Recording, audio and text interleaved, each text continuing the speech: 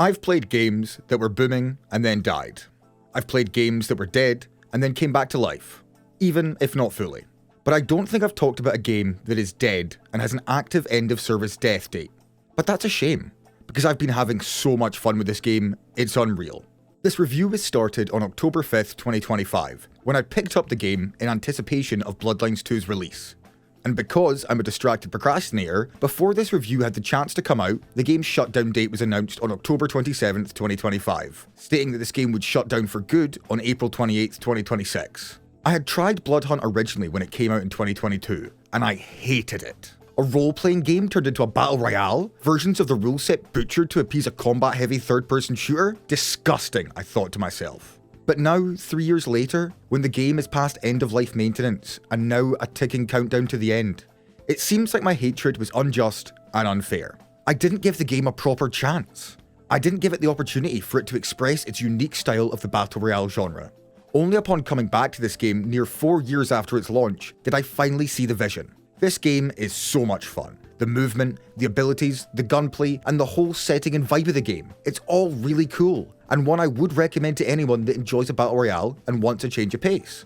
Now, part of the way I enjoy it more now could easily be put down to the fact that the game has had 4 years of development since its initial early access release. But I'm just trying to be frank that I disliked this game out of spite originally. And whilst the developer Sharkmob made major updates to the game over the 4 years, the marketing or public knowledge of this game never seemed to increase, relegated to the original launch opinions and never getting a second wind of public exposure. It's strange to view this game not as a prospect of one that could change or adapt to community feedback or insight, but instead is an entombed relic, formed of 4 years of active development, all along the way listening to community feedback, but eventually slowly running out of steam until it reached its end, and the developers moved on to work on Exoborn. Before the announcement of the shutdown, this game was left in its maintenance mode, which was a player-respecting end-of-active-service farewell, a completely free battle pass, ways to earn paid currency for free, and what used to be a rotating paid currency shop is now static with all of the items on rotation, meaning there's no FOMO for a game that wasn't getting any more updates. They said they would keep the servers up until the population dwindled too low to be worth it, and apparently we've hit that point. Exactly 21 days after I'd started playing the game, its death date was announced. But otherwise, let's focus on how fun this game is now, before it goes away, because this game is really fun, and the movement is a big part of that. Bloodhunt doesn't break the mold when it comes to movement in shooters, but what it does do is consistent engagement and dopamine. Think of the enjoyment of Titanfall or Apex Legends movement, a heavy reliance on slides and jumps. If you slide jump off an edge in Bloodhunt, you gain a big aerial boost, which allows you to traverse the narrow rooftops of Prague with ease. Chaining slides is easy and feels really good, whilst not being overbearing and punishing if you're not constantly sliding. And the fact that any wall or surface can be climbed up with a simple input means the game is very vertical. We aren't talking huge skyscraper stages of verticality. Only a few points of interest are really tall. There is consistent 2 to 3 stories of buildings located around and between points of interest, but the traversal through and between them is engaging, and the weapons within allow strict distance rolls. I very much enjoy the silenced SMG, but attacking someone on a roof when I'm on the pavement is a recipe for doing 0 damage. It has a close similarity to Warframe's movement with the slide jumping mechanic, as well as wall running and climbing. Whilst Warframe leans more towards the space sci-fi power fantasy, Bloodhunt's fantasy is in the supernatural. Your character extends their claws and climbs up walls with a powerful and chunky sounding animation. You feel the crunch and grasp of the claws digging into concrete. Compare this to Spider-Man or other media that has you using the surface of a building as merely a touch point to climb. This game has impact for its mobility and abilities, which leads well into the lore and the skill set of this game and its characters. This game's movement at base feels fun, and for the best part, feels natural to play. Doubly so for the class-based movement options. I'm not going to go into depth for all of these classes one by one, but some of the classes have a big leap to maneuver or hop between buildings. Other classes have a teleport where you send a ghost to a location, and reactivation of that ability will cause you to teleport to the ground. And one specific class lets you levitate, hover, and perform some crazy outmaneuvers if you know how to do it well. Battle Royales in their nature are games about smart movement, adjusting to the zone in order to get good loot or good positioning. And so movement and traversal are an important part. Fortnite and other big battle royales have an auto-run hotkey that creates convenience, but also showcases a lack of engagement. An auto-run hotkey in this game would be redundant due to the vertical and spiderweb map design of the game, which also brings up the world design, another aspect I think they've done really well. With the game set in Prague, they have really captured the essence of European architecture, as well as creating a dingy nighttime atmosphere that Vampire the Masquerade is known for. Neon signage, religious iconography, and an understanding of real-world dynamics while still keeping it distinct visually. Rooftop bars, burning churches, a different church that's also a nightclub. The design and styling of the world looks good and feels varied. Whilst I will admit, sometimes it's hard to tell some of the slate-filled rooftops from one another when traversing in between POIs, the design of the main locations are great. Gunplay is solid, with the sound design being impactful, and whilst not being groundbreaking, solid gunplay is most of what you can ask for from Battle Royale games. As mentioned earlier, verticality plays a large factor into this game, and as such, choosing a loadout that suits your playstyle is very important. Long-range DMRs and snipers are satisfying and chunky, with the DMR being one of my personal go-tos as the longer range option, with the automatic shotgun being my desired secondary. There's dual crossbows that explode on impact, or the large crossbow that creates a poisonous cloud to stop campers. The weapon variety is fleshed out, and no singular weapon feels like it's the must-have, except for a good melee weapon. This game has a melee weapon system that I originally thought was underutilized, mainly due to the blatant fact that if you brought a sword to a sniper duel, the sword user's not going to win. But rushing an enemy down that may have longer range, with movement or combat abilities, and hitting them with a max rank and empowered melee weapons will seriously ruin their day. As you're a vampire, they had to introduce some sort of feeding mechanic into the game. You feed on civilians to gain points in one of 4 blood types, with each colour doing a different thing.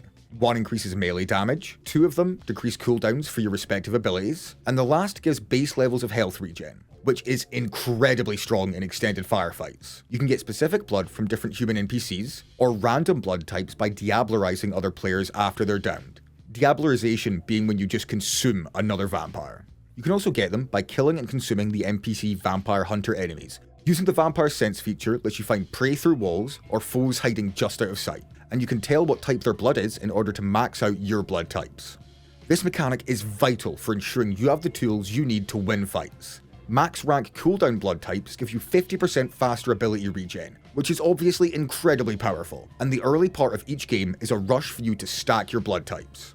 The Vampire Sense feature can be a little bit obnoxious though, as when you're using it, any enemy players that you can see within a certain range will be highlighted. And because the map is dark, you'll find yourself pinging almost every time it's off cooldown in order to see the red silhouette of an enemy hiding in the darkness. It's a little bit visually obnoxious upon repeated uses, but it's also incredibly useful, so you kinda get used to it. The solo queue only mode also has a great feature to keep combat up, an extra life that can be replenished by finding and feeding on specific and limited NPCs. This makes players more likely to engage in combat and not just rat it in third-person camera abuse angles, because if you lose the fight, you can go again with a default loadout upon respawn. This feature has made me stick with the game longer than if solos were just a single down and out, I guarantee it.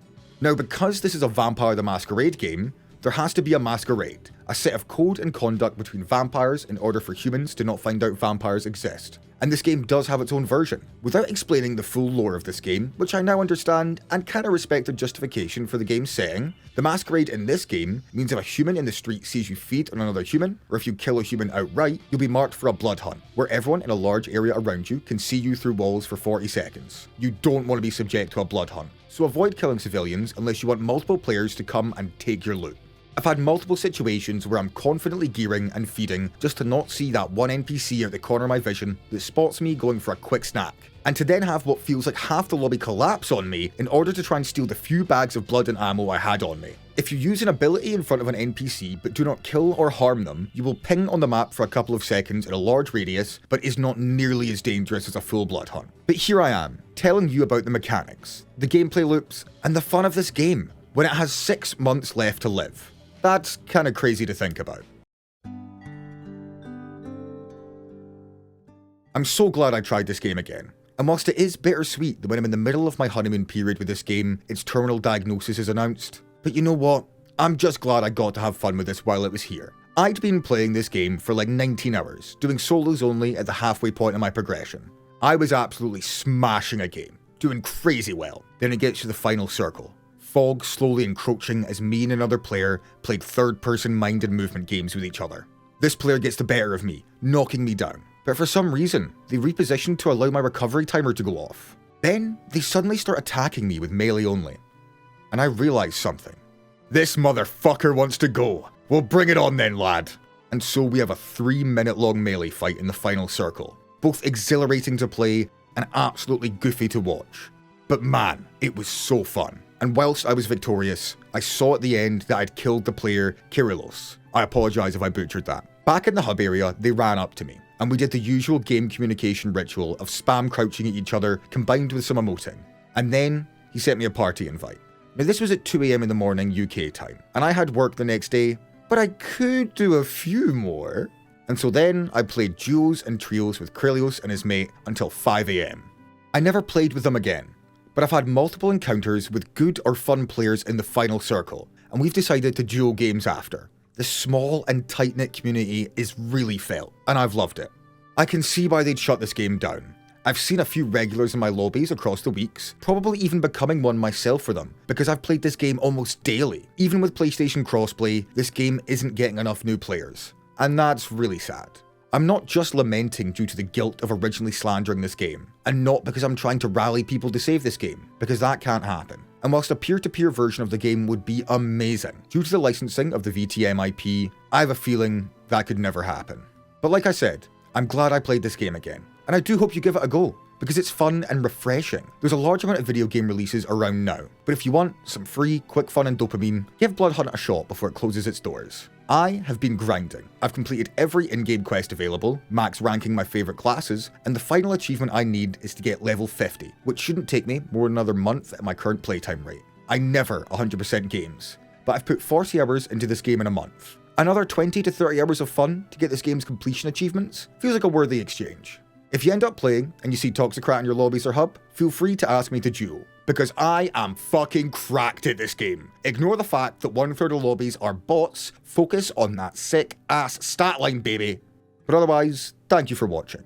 And pray that I don't lose my mind trying to play Bloodlines 2's unoptimized and negative quality of life filled game. I mean, come on, it took years for this game to come out and it doesn't even have a fucking FOV slider at launch. What the fuck?